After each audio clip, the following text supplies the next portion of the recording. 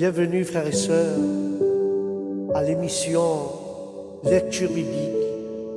Et la lecture du jour, nous allons lire le livre de Genèse, chapitre 1. Mais avant tout, je vais présenter le livre de la Genèse, car c'est le premier livre de la Bible, comme le nom l'indique, s'appelle Genèse, c'est-à-dire, frères et sœurs, l'origine, parce qu'il y a pour sujet les origines du monde et de l'humanité et du peuple d'Israël. Comment comprendre le monde dans lequel nous vivons? Qu'est-ce que l'homme? Quelle est sa place dans le monde? Pourquoi les relations des hommes entre eux sont-elles si souvent empoisonnées? Y a-t-il un remède à cela? C'est à ces questions toujours actuelles que répond cette première partie de la Genèse. Car nous pouvons voir à travers ce livre l'homme et la femme dans la création, leur rupture avec Dieu, Caïn et Abel, Noé dans la grande inondation, la tour de Babel, les faits auxquels renvoient ces récits ne peuvent être fixés avec précision dans le calendrier de l'histoire humaine. Et le livre de la Genèse raconte comment Dieu apporte le salut à l'humanité en les appelant à son service les premiers ancêtres d'Israël. Et nous pouvons aussi voir Abraham, remarquable par sa foi et son obéissance envers Dieu. Et Dieu demeure toujours un modèle. Puis nous voyons le fils d'Abraham, Isaac, puis son petit-fils, Jacob, qui reçut le nom d'Israël. Puis le livre de la Genèse nous parle aussi de Joseph, un des fils de Jacob, ancêtre des deux tribus, et au centre des événements qui amènent Jacob et ses fils avec leur famille à vivre en Égypte. Puis le livre de la Genèse est d'abord et surtout un enseignement sur ce que Dieu a fait. Elle commence par affirmer que Dieu a créé l'univers, ce qui révèle la grandeur, mais le soumet tout entier à Dieu. Le livre se termine sur la promesse de Dieu et continuera à prendre soin de son peuple d'un bout à l'autre. C'est Dieu qui est le personnage principal de la Genèse. Il se fait connaître, il est le juge, il est le guide et aide son peuple. Et il façonne l'histoire de celui-ci. En réponse, Dieu demande qu'on croie en lui et à ses promesses et qu'on lui obéisse à ses ordres et à ses lois. Car ce livre de la Genèse a recueilli les traditions anciennes d'Israël pour être connaître comment ce peuple a vécu sa foi et sa contribution à maintenir celle-ci vivante au nom de Jésus.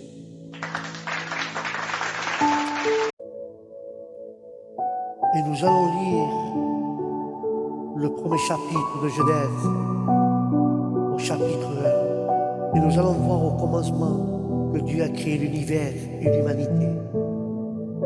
Et nous lisons la parole de Dieu au chapitre de Genèse, verset 1. Au commencement, Dieu créa le ciel et la terre. La terre était sans forme et vide, et l'obscurité couvrait l'océan primitif. Et le souffle de Dieu se déplaçait à la surface de l'eau. Au commencement, Dieu, ces trois premiers mots de la Bible, pose le fondement de la loi. Si nous croyons à ces paroles, nous pouvons croire tout ce qui suffit et tout ce qui suit. dans la Bible. La Genèse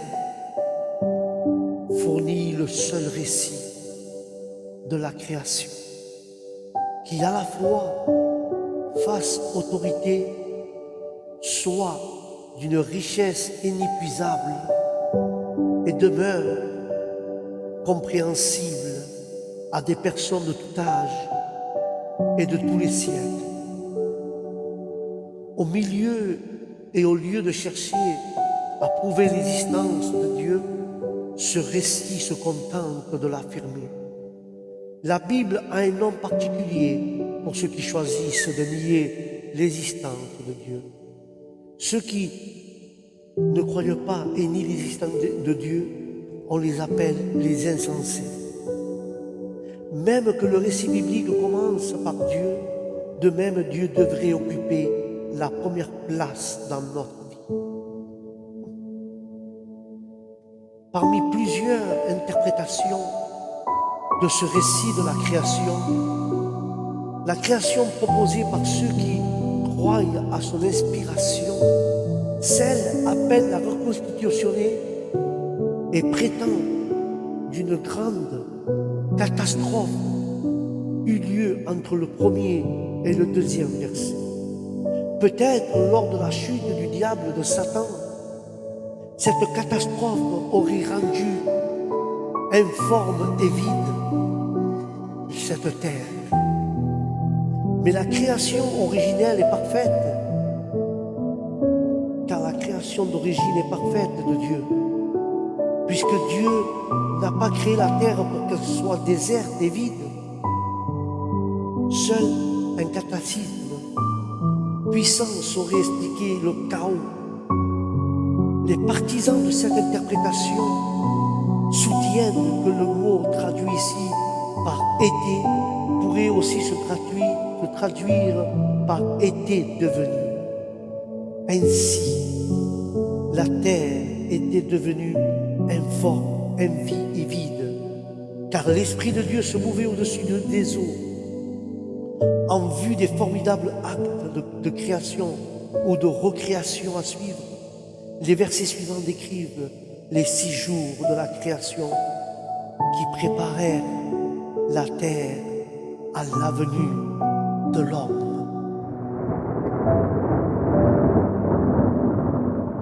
Et le chapitre 3 dit: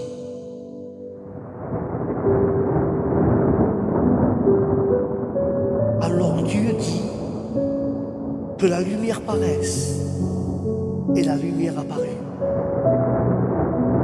Dieu contesta que la lumière était une bonne chose. Il sépara la lumière de l'obscurité. Dieu nomma la lumière jour et l'obscurité nuit. Le soir vient, puis le matin, ce fut la première journée. Au commencement, rend une expression hébraïque signifiant en tête dans les traditions juives. Les commentaires abordent, connaissant le mot Bereshit. L'univers n'est ni éternel, ni infini, ni immobile. Et le créant Dieu lui donne une histoire, car ses premiers messages de la Bible est révolutionnaire pour l'Antiquité. Et dans la Bible, seul Dieu est le sujet du verbe hébreu traduit par créer. Sans forme vide, l'expression hébraïque correspond à donner au mot français tohu tohu. Le jeu de mots pourrait être rendu en français par un désert en désordre.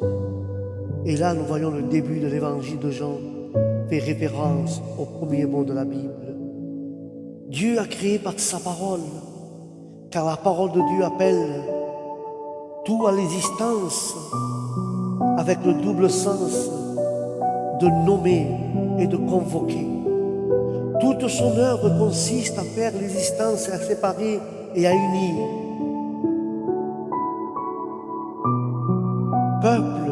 Le les espaces avec des éléments célestes ou des êtres vivants. L'auteur voit le monde en 3 étapes, comme cela se représentait en son temps. La voûte céleste soutenait les eaux d'en haut, terre, eau d'en bas. Les astres ne sont donc pas des divinités à adorer, mais des instruments à utiliser pour s'éclairer ou repérer cette défaillance et cette déségratification du monde, favorisant sa conquête et son étude. Donc le projet technique, dresseur et scientifique dans les cultures marquées par la Bible, le sommet de ces 6 jours est la création de l'être humain,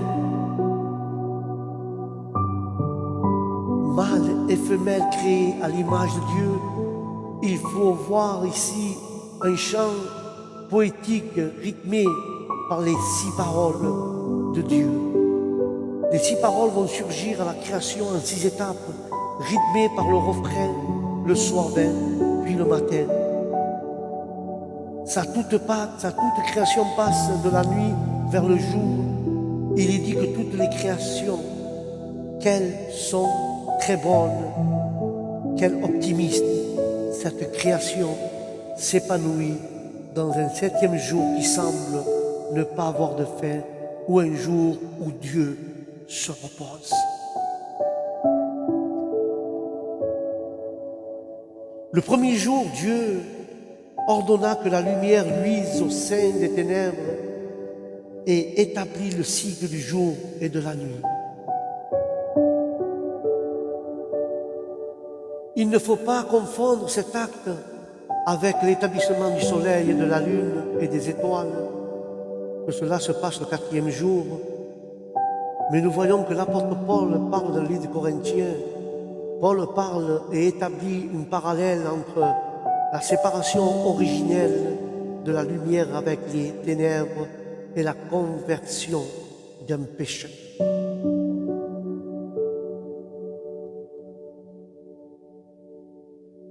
Puis au verset 6, Dieu dit encore qu'il y ait une voûte pour séparer les eaux en 2 masses. Et cela se réalisa. Dieu fit ainsi la voûte qui sépare les eaux d'en bas et celles d'en haut. Il nomma cette voûte ciel. Le soir vint, puis le matin fut. Et ce fut la seconde jour. Avant le 2e jour, la terre apparaît complètement entourée d'une épaisse couche d'eau, peut-être sous forme d'une vapeur épaisse. Le 2e jour, Dieu divisa cette couche en 2 parties, d'une couvrant la terre d'eau et l'autre formant des nuages, et entre les deux, les couches atmosphériques, l'étendue ou la voûte. Puis il appela ciel. Cet espace, juste au-dessus de la terre, domine où volent les oiseaux, et non le ciel astral ou le 3e ciel où Dieu demeure.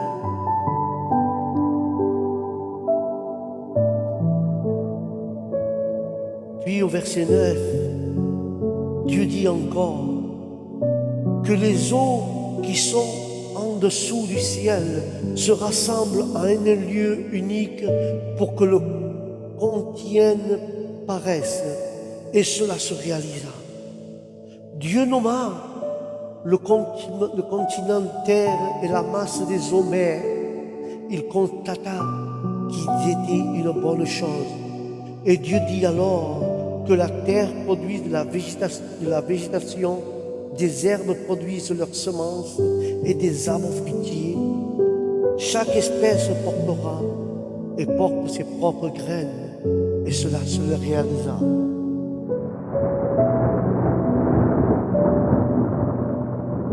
La terre fit pousser de la végétation, des herbes produisant leurs semences leur espèce par espèce, et des arbres dont chaque variété porte des fruits avec pépins ou noyaux. Et Dieu constata que c'est une bonne chose. Et le soir vint, puis le matin, et ce fut le troisième jour. Ensuite, Dieu fit que le sec apparaisse hors des eaux, couvrant la surface de la planète. Ainsi naquirent la terre et les mers le troisième jour. Il fit germer sur la terre la végétation et les arbres de toutes sortes. Puis au verset 14, il est écrit, frères et sœurs, Dieu dit encore qu'il y ait des lumières dans le ciel pour séparer le jour et la nuit, qu'elles servent à déterminer les fêtes ainsi que les jours et les années du calendrier, et que du haut du ciel, elles éclairent la terre. Et cela se réalisa. Dieu vit ainsi les deux principales sources de la lumière, la grande, le soleil pour préciser le jour, et la petite, la lune pour préciser la nuit. Et il ajouta les étoiles. Et il les plaça dans le ciel pour éclairer la terre, pour précider au jour et à la nuit, et pour séparer la lumière de l'obscurité. Et Dieu constata que c'était une bonne chose. Le soir vint, puis le matin, et ce fut le quatrième jour. Ce n'était que le quatrième jour que l'Éternel établit le soleil et la lune et les étoiles dans l'étendue du ciel, comme luminaire et aussi comme moyen d'établir un calendrier. Puis le verset 20 dit, Dieu dit encore que les eaux gargouillent d'une foule d'êtres vivants et que les oiseaux s'envolent dans le ciel au-dessus de la terre. Et Dieu créa les grands monstres marins et toute espèce d'animaux qui se faufilent en grouillant dans l'eau, de même que toutes les espèces d'oiseaux. Il constata que c'était une bonne chose. Dieu les bénit en disant, de tout ce qui vient dans l'eau et tout ce qui vit dans l'eau se multiplie et peuple les mers, et que les oiseaux se multiplient sur la terre. Le soir vint, puis le matin, ce fut le cinquième jour. Et le cinquième jour vit les eaux grouiller d'êtres vivants, et la terre foisonnée d'oiseaux, d'insectes. Le mot traduit par oiseau signifie être qui vole, et inclut par exemple les chauves-souris, probablement aussi les insectes volants. Puis le verset 24 dit encore, Dieu dit encore que la terre produise toutes les espèces de bêtes, animaux domestiques, petites bêtes et animaux sauvages de chaque espèce. Et cela se réalisa. Dieu vit ainsi les diverses espèces d'animaux sauvages, animaux domestiques et de petites bêtes. Et il constata que c'était une bonne chose.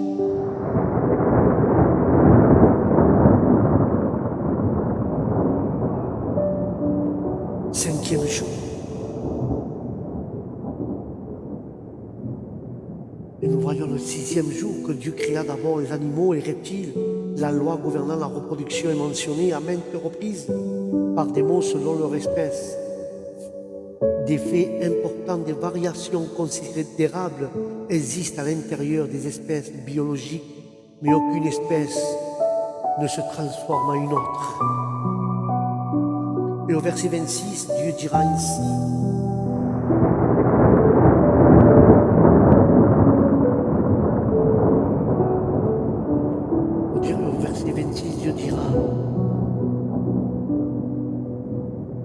verset 25, Dieu fit ainsi. Les diverses espèces d'animaux sauvages, d'animaux domestiques et des petites bêtes, il constata, c'était une bonne chose. Et au verset 26, Dieu dit, enfin faisons les êtres humains, ou faisons l'homme, qui soit comme à notre image, que les êtres humains soient comme une image de nous, une image vraiment ressemblante, qu'elles soient les maîtres des poissons de la mer, des oiseaux dans le ciel et sur terre, des gros animaux et des petites bêtes qui se meuvent au ras du sol.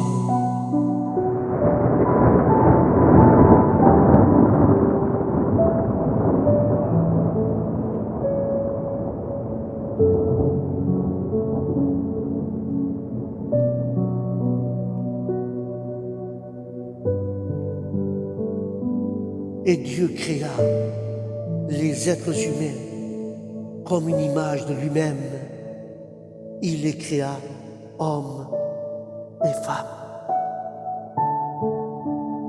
Puis, il les bénit en disant, ayez des enfants, devenez nombreux, peuplez toute la terre et dominez-la. Soyez les maîtres des poissons dans la mer et des oiseaux dans le ciel et de tous les animaux qui se meuvent sur la terre.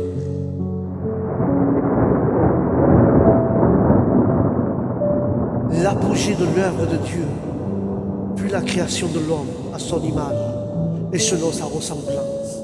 Cette expression n'implique pas une ressemblance physique, elle signifie que Dieu plaça l'homme sur la terre comme son représentant et aussi que l'homme ressemble à Dieu d'une certaine manière, tout comme Dieu constitue une trinité, Père, Fils et Saint-Esprit.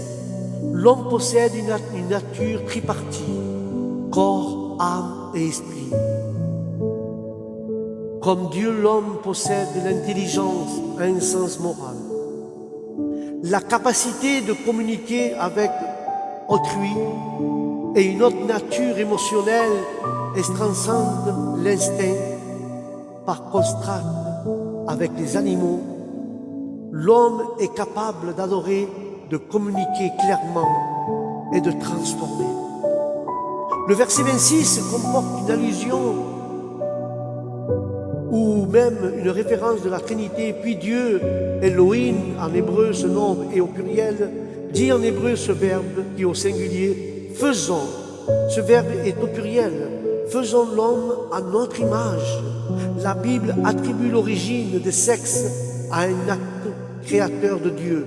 Dieu ordonna à l'être humain d'être fécond et de multiplier.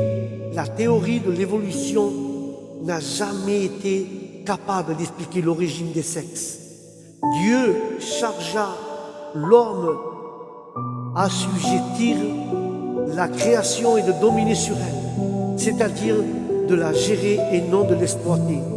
Les crises écologiques actuelles sont provoquées par la culpabilité, par l'égoïsme et la négligence de l'homme. Et le verset 29, il dit, et il ajouta, sur toute la surface de la terre, je vous donne les plantes produisent des graines, des arbres qui portent des fruits avec pépins au noyau. Leurs graines ou leurs fruits vous serviront de nourriture. De même, je donne l'herbe verte comme nourriture à tous les animaux terrestres et à tous les oiseaux et à toutes les bêtes qui se meuvent au ras de sol. Bref, à tout ce qui vit. Et cela se réalisa. D'après ces versets, il est évident qu'au début, les animaux furent herbivores et l'homme végétarien. Dieu changea cette situation après le déluge. Les 6 jours de la création furent-ils des jours de 24 heures ou des ères géologiques? Ou encore furent-ils des jours de révélation spectaculaire pendant lequel Dieu révéla le récit de la création à Moïse?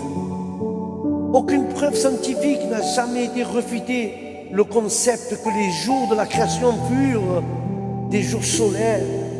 L'expression « il y eut un soir », « il y eut un matin » indique clairement des jours de 24 heures, car partout ailleurs dans l'Ancien Testament, les mots soir et matin se rapportent à des jours normaux. Adam a vécu le 7e jour et mourut à la 930 années après. Aussi, le 7e jour ne pouvait pas être une géologique. Chaque fois que le mot jour, en hébreu c'est homme, figure dans l'Ancien Testament accompagné d'un numéro, premier jour, etc. Il signifie un jour au sens propre lorsque Dieu ordonna à Israël de se reposer le 7e jour. Il fonda ce commandement sur le fait qu'il s'était lui-même reposé le 7e jour après 6 jours de travail. Et l'interprétation logique et cohérente exige ici la même définition du mot jour. Cependant, le fait que le jour solaire, comme nous le connaissons, apparu peut-être au 4e jour, constitue une difficulté pour cette interprétation. Mais la Bible ne précise aucune date pour la création des cieux et de la terre, ni pour la création de l'homme. En revanche, elle fournit des généalogies. Or, même en tenant compte des lacunes possibles dans ces listes, l'homme ne saurait être sur terre depuis des millions d'années, comme le veut la théorie de l'évolution. Mais le livre de Jean, le livre des Corinthiens, le livre des Hébreux nous parlent et nous apprennent que le Seigneur Jésus fut la personne de la Trinité qui agit directement lors de la création. En raison des innombrables merveilles de sa création, il est digne de notre adoration éternelle. Et nous allons lire le dernier verset de ce chapitre de Genèse, chapitre 1. Et ce chapitre 1 termine ainsi dans le verset 31. La parole dit ainsi: Dieu constata que tout ce qu'il avait fait était une très bonne chose. Le soir vint, puis le matin, et ce fut le 6e jour au nom de Jésus.